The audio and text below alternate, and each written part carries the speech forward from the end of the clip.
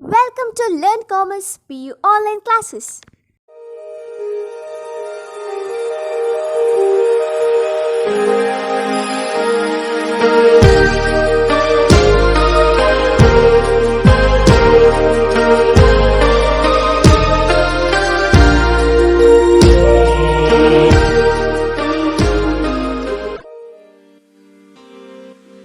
Don't forget to like our video and subscribe our YouTube channel for all the updates. Hello students, welcome to second PUC Accountancy Revision class. Students, I have already uploaded the details of the chapters that were removed from the syllabus. There were two tables on the top of the sheet, isn't it? That uploaded sheet. The chapters which are there during this academic year, that is 2020-21, and the second table, isn't it? That is the chapters which are left, which are not there. You need not have to study those chapters. And to our luck, they have removed from the last part. Actually, we have recorded everything. Including cash flow statements, we have around 20-25 videos left to upload. But in the meantime, we got the message, so I have freezed the uploading part because it's of no use wasting our time. Instead of that, let us go for the revision so that you will come to know the each and every chapter in a clear manner. On 17th, I think the degree and diploma classes will start. By seeing that is consequence, then they will think of starting PU and that is from maybe 9 to 12. So it may take another, I think, 1 month of time. So better, well before that, let us have online revision. Instead of simply sitting, it's better if we turn the pages, then we can grab some information and we can make sure of those things. Remember friends, revision videos, everyone, all the students must go through. I know how many students are going through the videos and how many students are simply sharing the answers and simply submitting the answers. We are very well aware of, and we have checked the notes also of most of the students, isn't it? All the students' notes have been checked, but some students fail to write the notes in a complete manner. And some of them maintain notes in a marvelous manner. So very good, good effort by some students. I appreciate those students. But I want all the students to be perfect in there is a revision class.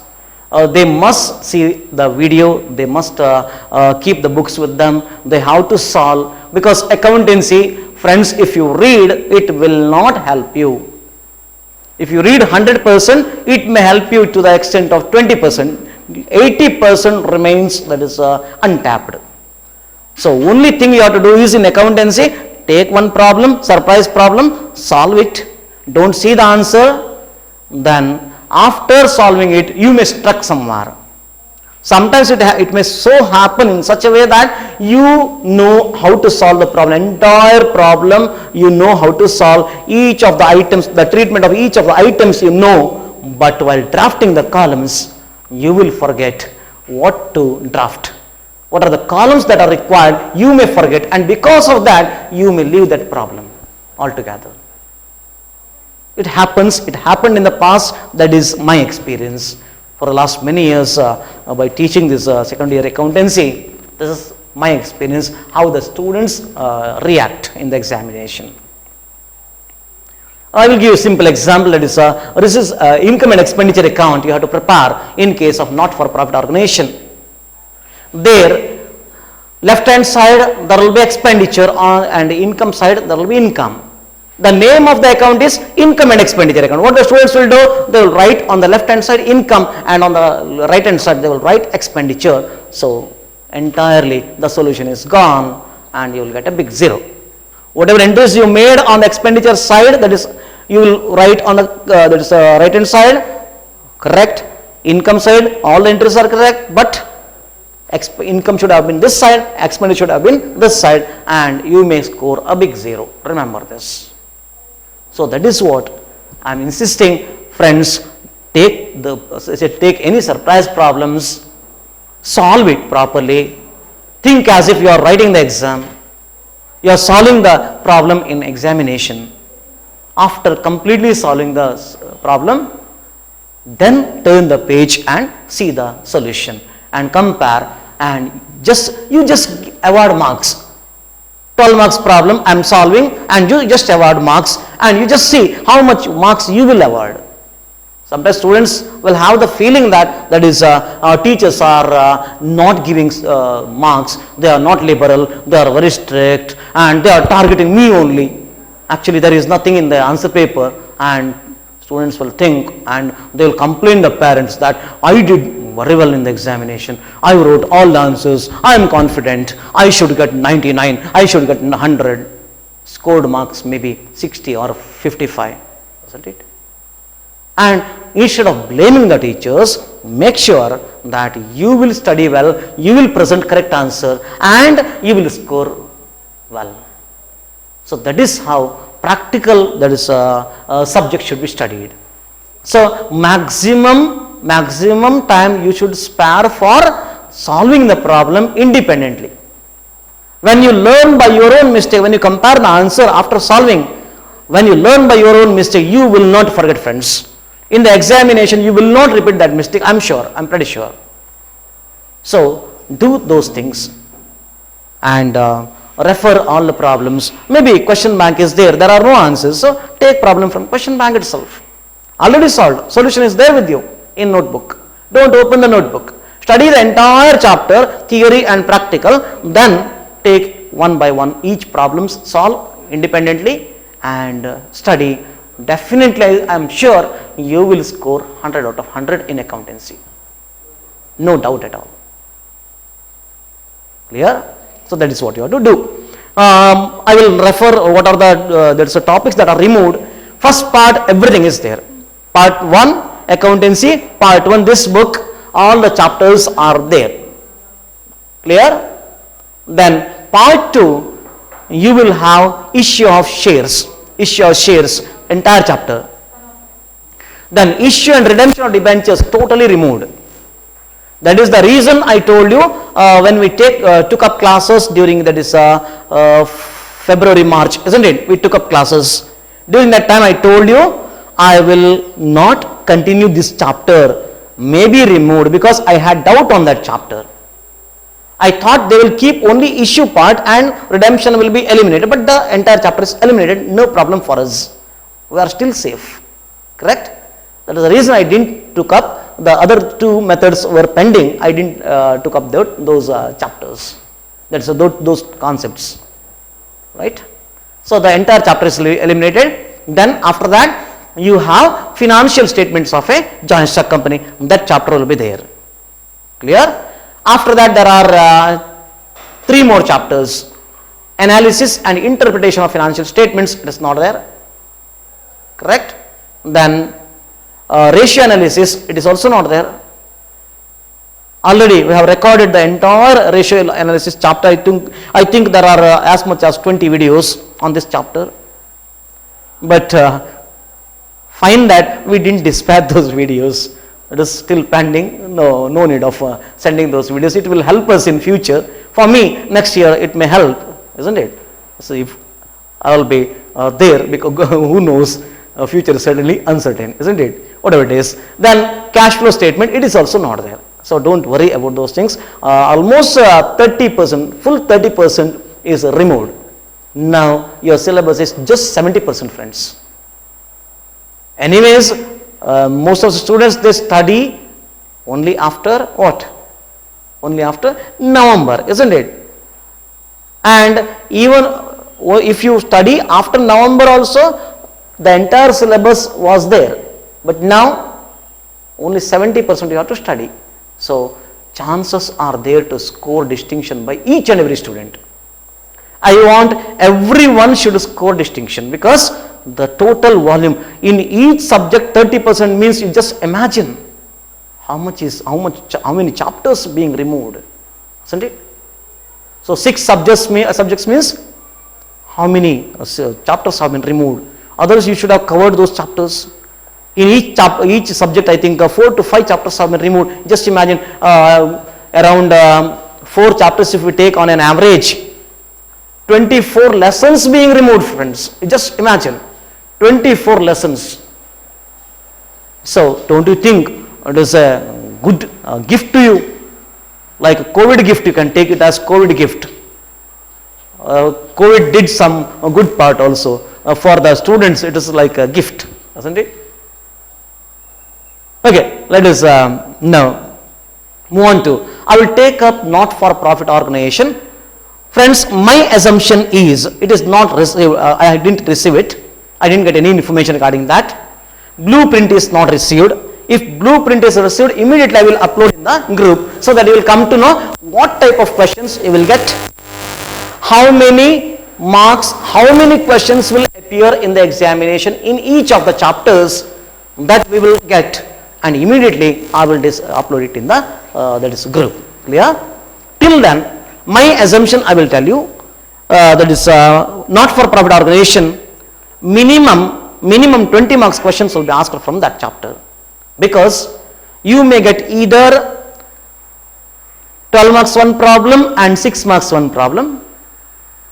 12 marks full problem, that is preparation of income and expenditure account and balance sheet, maybe with opening balance sheet or without opening balance sheet,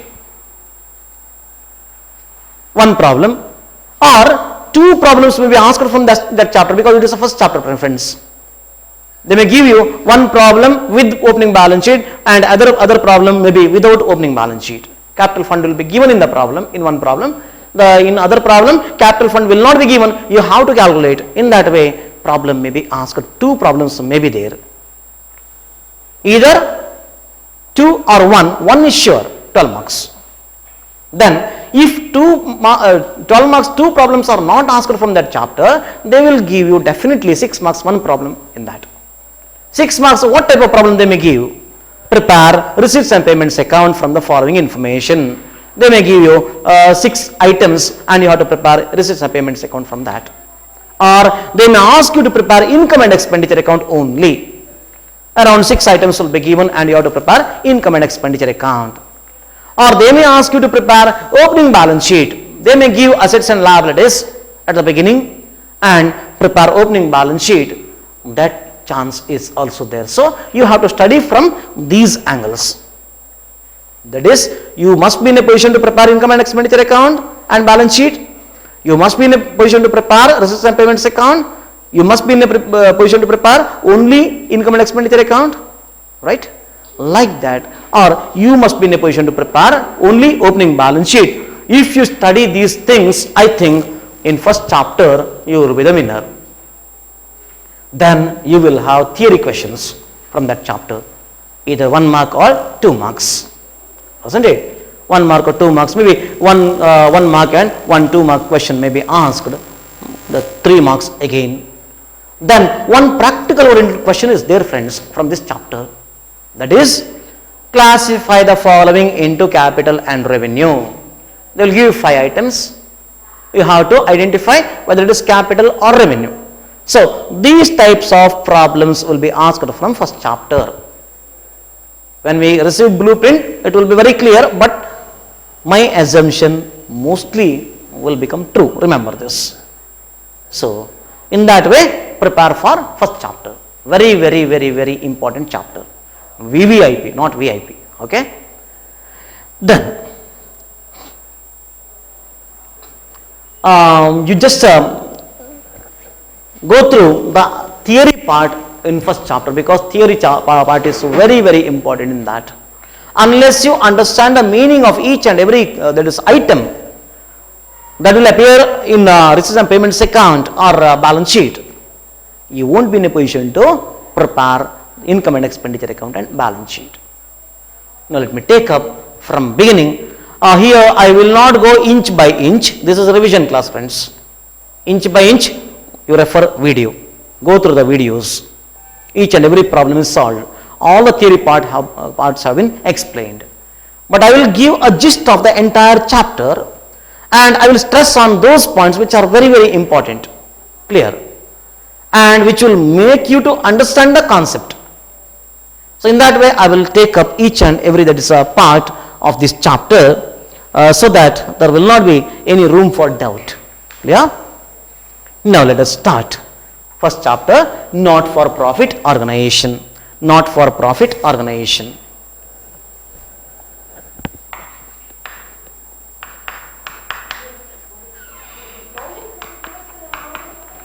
Not for profit organization.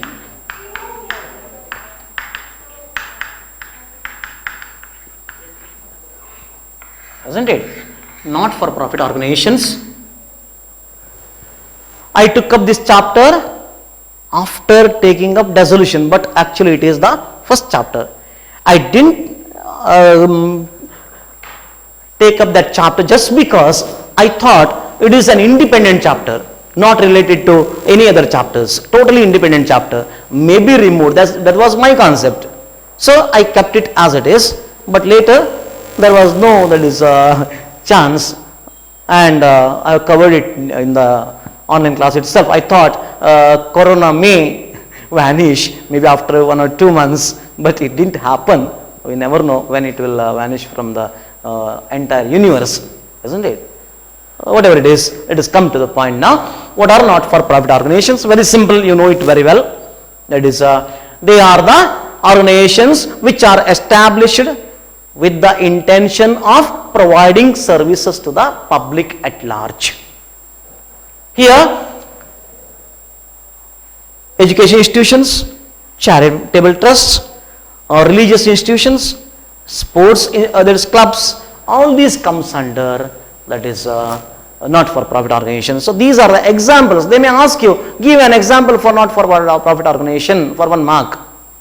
Religious institutions or sports club, charitable trusts, isn't it? So these are the examples. Or you can write public libraries, isn't it?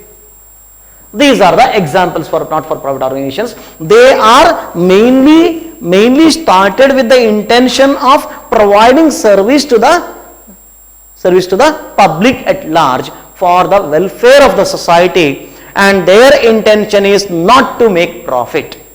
Their intention is not to earn profit, so it is not for profit organization, isn't it? And the welfare of the society is the main intention, and they are not engaged in any trading activities. Remember friends, they are not engaged in any trading activities. Trading activities means buying and selling of goods and services. They are not established for that purpose. Their intention is the upliftment of the society by providing service to the public at large. Clear? So that is the main intention of examples I already gave you, not for profit organizations. Let us straight away move on to accounting part. Before moving on to the accounting part, we should make clear the meaning of capital and revenue. What is capital and what is revenue? These two items, if the meaning of these two items are very clear to you, then half of the problem is solved. If you are not able to bifurcate the items into capital and revenue, your solution is gone, friends. So concentrate properly. See, there are two parts under this, that is capital, under capital receipts and capital payments or capital expenditure. These are the two parts under capital. Similarly, in revenue also there are two parts, revenue receipts and revenue expenditure.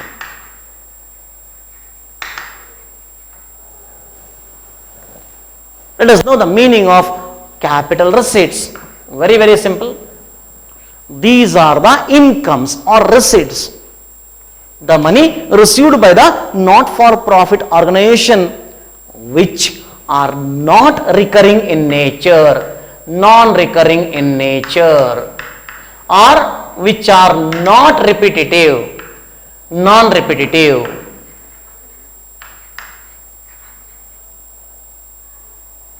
Repetitive, isn't it?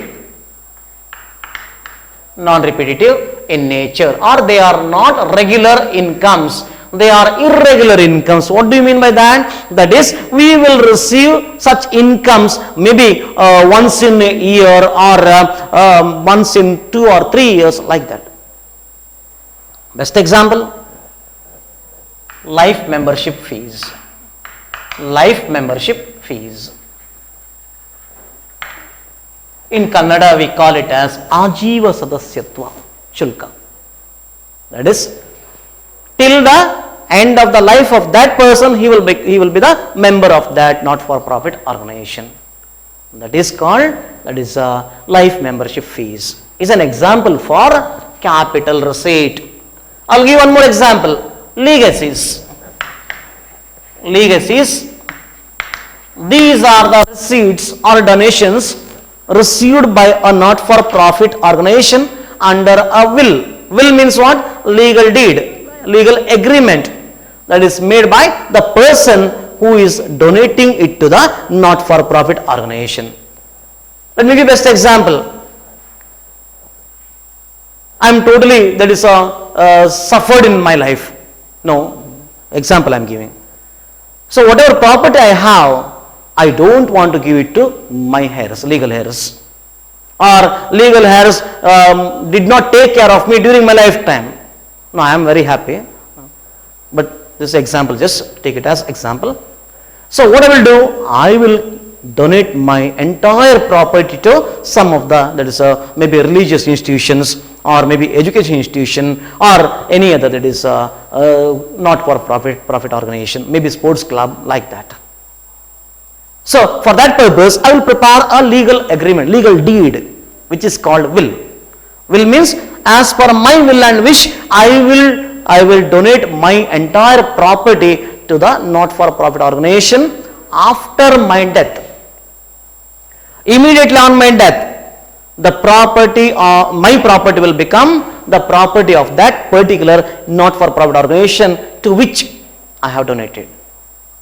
Till the lifetime, it will remain as my property. Till I die, it will be my property. Immediately after my death, it will become the property of that particular not-for-profit organization to which I have donated. I have prepared the will. So that is called legacies. And they are very rare, isn't it? Who will donate the property? Whether I will donate? No, isn't it? Because I have legal heirs. So I have to make sure that their life is also protected. For that reason, no one will donate. Some people are there, maybe that is because of these, that is a bitter relation with family members, or maybe no one is left. No legal heirs are there for that reason, or someone is having a lot of property, isn't it? So a part of the property will be donated to not-for-profit organization for the welfare of the people, isn't it? So that is called legacies. It will become the property of not-for-profit organization only after the death of the person. Till his lifetime, it will remain as his property, his or her property only. Clear? So they are called legacies, which are capital receipts, because they are not regular in nature. They will not come every time. Every month we will not get legacies, right? Yes. Then moving on to the second one, that is expenditure, capital expenditure, friends. Very simple. Mostly capital expenditure occurs on investment in some long-term fixed assets or long-term assets, non-current assets. If we speak in, that is company's balance sheet wordings, isn't it? But here we cannot say that, because it is not for profit organization. Companies Act will not be applicable to this. It is not applicable to not for profit organization. Clear? So here capital expenditure, in the sense, the expenditure which is incurred for which there is long-term benefit to that is a not-for-profit organization. I will give you best example. Construction of a swimming pool. That is creation of an asset. Construction of a swimming pool. Maybe for the welfare of the people, for the help of the people, some maintenance expenses will be collected from those who come for recreation, isn't it? So construction of a swimming pool, or construction of a lecture hall, or construction of a hall to the religious institution, maybe a temple, church, or a mosque, isn't it? Or purchase of furniture for use in the office, not for sale, for use in the office, or purchase of a computer, isn't it? Whether you will purchase computer every day? No, friends. For a not-for-profit organization, maybe one computer or maximum 2 computers are enough. Only because they are not doing the business. They are not doing the business. So here, purchase of any, that is a long-term assets, or a ceiling fan for use in the office. Correct? Whether you will buy every day one ceiling fan? No. Once you buy it, you may purchase one more ceiling fan, maybe when the ceiling fan becomes a scrap. If it gets deteriorated, then you will get it repaired, isn't it? After repairing also again you will use it. Maybe for 5 years, 10 years you will use the same ceiling fan. When it becomes scrap, useless, then you will throw it out, or you will sell it on as a scrap, and then you will buy one more ceiling fan, maybe after 5 years. So they are non-repetitive or non-recurring in nature. Such expenses are called capital expenditure. Capital expenditure. Understood now? Yes. Then moving on to now the second one, that is revenue. Capital, there are 2 parts, and revenue, there are 2 parts. Revenue receipts. Revenue receipts. Very simple, friends. Day-to-day income, like entrance fees, isn't it? Unless there is a specific instruction, entrance fees are to be treated as revenue only, because every month new members will enter and they will pay entrance fees, and it is a regular item in the income and expenditure account of a not-for-profit organization. As it is a regular item, every month you are seeing that entrance fees, the final conclusion is that it should be treated as revenue only, should be entered on the income side of income and expenditure account. So you are supposed to show it on the income side unless there is a specific instruction. In some problems you are seeing, you can see that is half of the entrance fees are to be capitalized. If such instructions are there, then you will capitalize 50% entrance fees and you will add it to the capital fund on the liability side of the balance sheet, and the 50% whatever is remaining, that will be treated as regular income, and you will enter on the credit side of income and expenditure account. Am I correct? Income and expenditure account, that is what you will do. So such incomes like donations, isn't it? General donation I am speaking, not specific donation.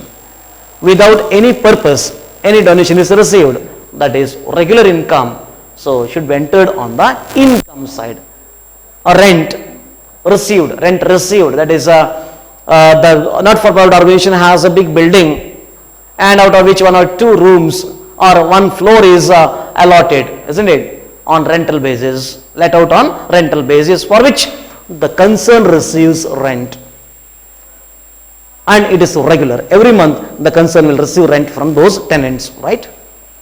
That is a regular income, so should be entered on the credit side of income and expenditure account. Remember, friends, rent can either be an income or an expenditure. If the not-for-profit organization lets out a part of its building to outsiders for use, then they will pay the rent, an income for the not-for-profit organization. If we use others' building, in others' building we are running an office of not-for-profit organization, then we have to pay the rent. In that case, rent will be an expenditure. Are you getting me? Yes, sir. Income or expenditure, that is a revenue receipt is rent received, revenue expenditure is rent paid. And it should be repetitive in nature, recurring in nature, it should occur again and again, like commission paid, rent paid, electricity bill paid, telephone charges paid, stationery utilized, isn't it? All these are expenditures. All these are expenditures. Then receipts are rent received, maybe commission received, isn't it? or donations received, entrance fees received. These are recurring in nature. Every month or once, frequently we used to receive those incomes. So those are treated as revenue receipts, and the expenses spent should be treated as revenue expenditure. Once this is clear to you, which is capital, which is revenue, isn't it? Then your almost 75% of the work is done. 75% of the work is done. You will understand easily. I gave you many items with the answer, which item and how to treat it, isn't it? Capital expenditure, revenue expenditure, capital receipt, revenue receipt, we have bifurcated. Go through those things properly. You just don't read it, just take the items separately, write in your notebook, then go on writing how you will treat, isn't it? Go on writing how you will treat. If all the answers are correct, that means you have understood the concept very clearly. Then you will not face any problem while solving the problem. Remember friends, why I am telling this? Because this is capital items. All capital items will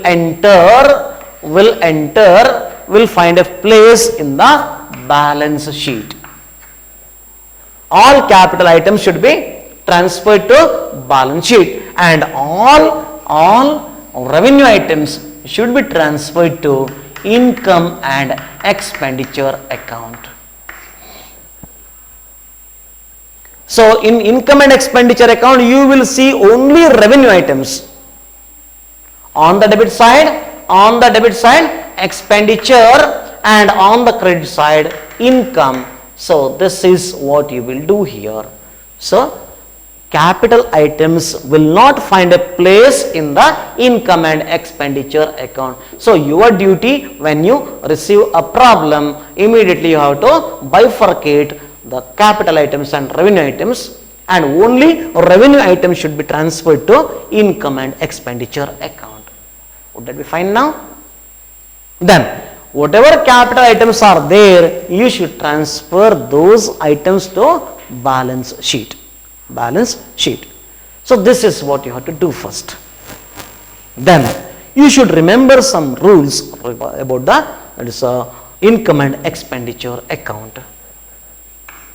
Let me tell you, income and expenditure account, here you will record all the, first one is revenue items only.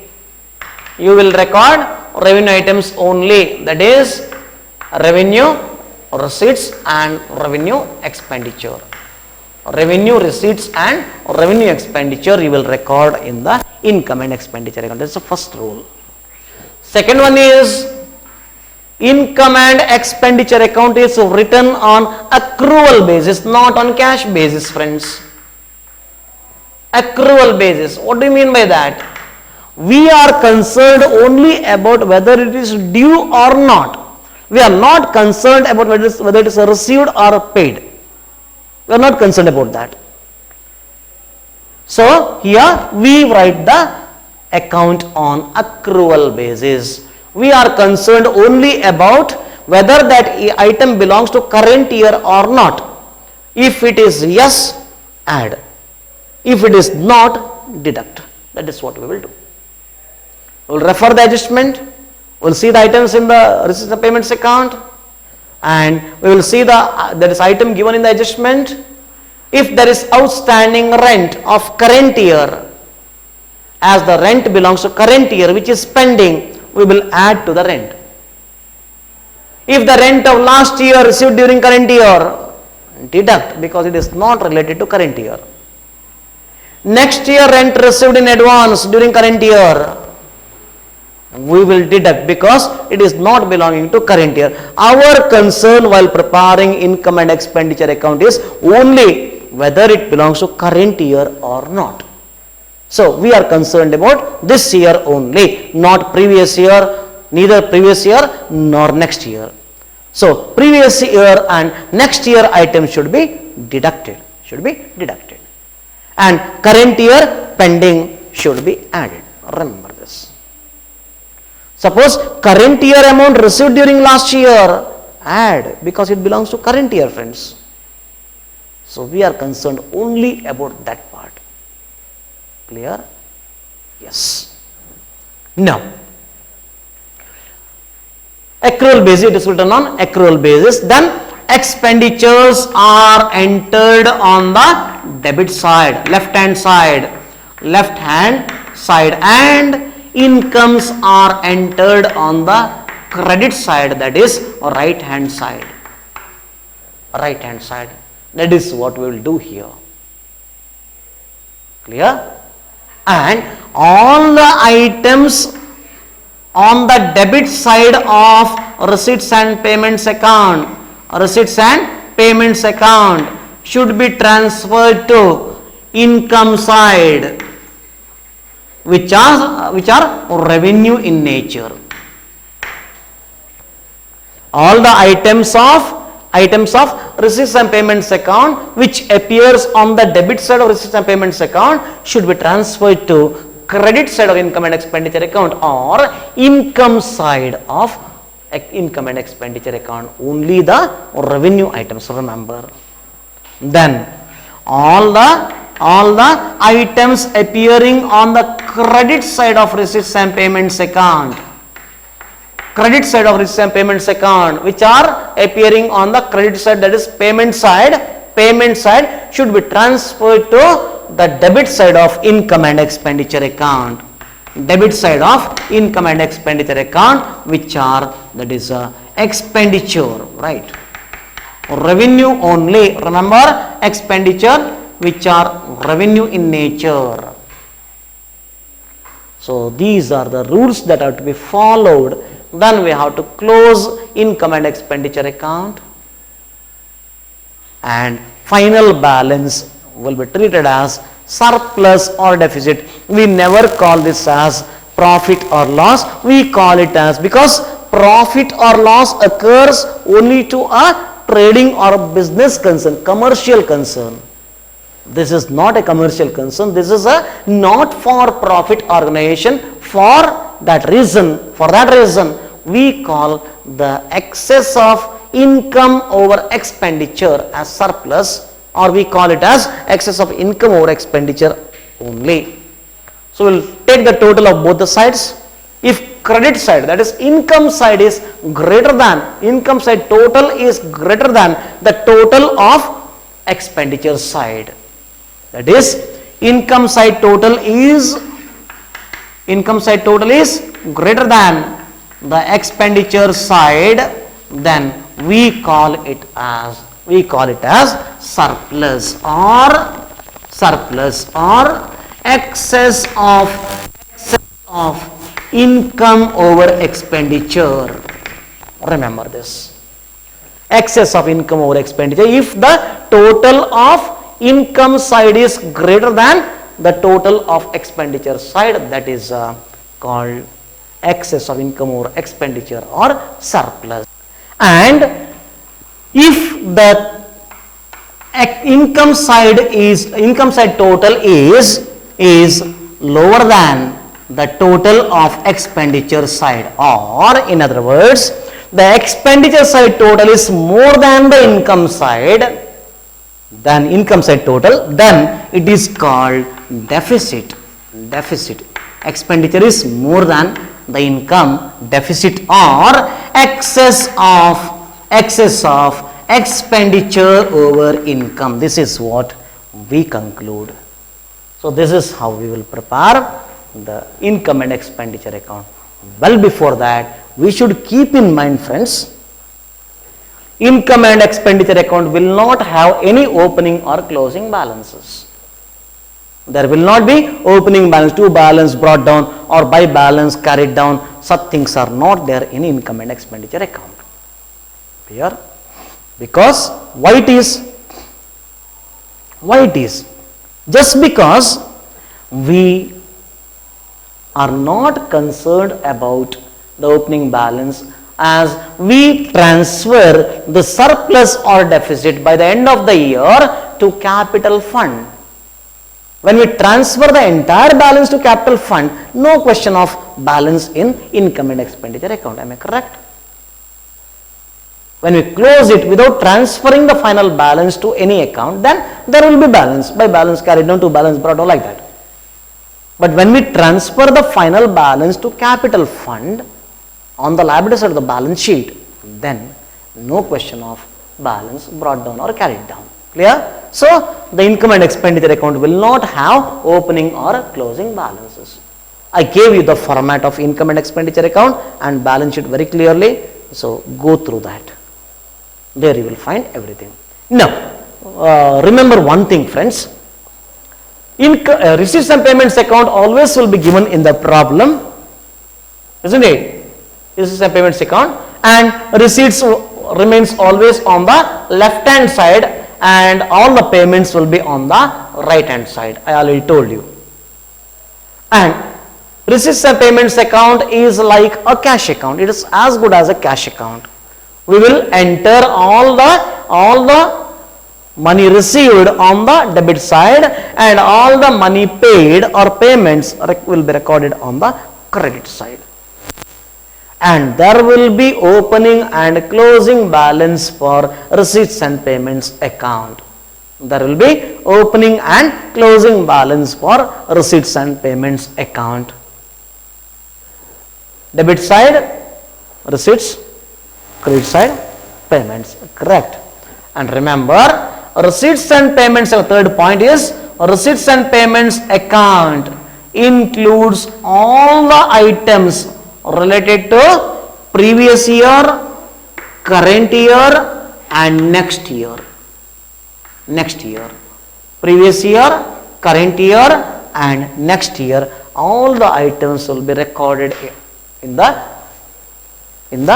receipts and payments account. Remember, friends, it will have opening and closing balances, and previous year, if we receive cash or if we pay cash, we will record in the receipts and payments account. We are not concerned about to which year it belongs, whether it belongs to last year, current year or next year. We are not concerned. Cash is received will be recorded on the debit side, cash is paid will be recorded on the credit side of receipts and payments account. That is what the speciality of receipts and payments account. So you should make sure that you will record only the current year amount in the income and expenditure account, and you will transfer the debit side item to credit side, as I already told you over there. Expenditure debit side, isn't it? Income credit side. So receipts and payments account and income and expenditure will have opposite sides, like debit side of receipts and payments account transfer to credit side of income and expenditure account and vice versa, right? Yes, that is what we will do here. So remember, here only the items of cash nature are recorded. If it is pending or if it is received in advance, if it is pending to be payable, those things will not be recorded, because receipts and payments account is written on cash basis, friends, not accrual basis. That is, if you receive cash or if you pay cash, then only we will record. Otherwise, we never make an entry in the receipts and payments account. Clear? So I will take up the other part in the next class. And assignment, I will give you the assignment then and there itself. While dispatching the video, I will send, that is isn't it? Along with that, I will send the assignment for that day. Clear? Yes. Thank you for watching this video. Thank you. Don't forget to like our video and subscribe our YouTube channel for all the updates.